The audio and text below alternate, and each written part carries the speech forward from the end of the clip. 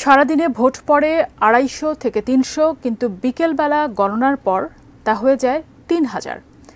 ঠাকুরগাঁও সদর উপজেলা নির্বাচনে কাপ্পিরিচ প্রতীকে চেয়ারম্যান প্রার্থী কামরুল হাসান খোকনের এই বক্তব্যের ভিডিও ফেসবুকে ছড়িয়ে পড়ায় ইতিমধ্যে চারদিকে আলোচনা সমালোচনা সৃষ্টি হয়েছে।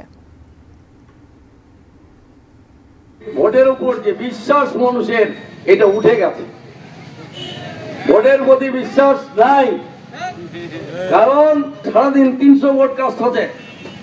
ভোটার আছে মনে করেন ২২০০, ২৩০০, ২৫০০, ৩,০০০, কিন্তু কাস্টের সময় বিকালবেলা যারা প্রিজাইডিং অফিসার তামান ব্যালট বাক্স এনে গণাছে, সেটা দেখা যাচ্ছে ভোট কাস্ট হচ্ছে ৩,১৬৬ ভোট। এতলা ভোট কোনটাতে আসলে আমরা তো সারাদিন সাংবাদিকরা দাঁড়া আছে, গণমাধ্যম কর্মী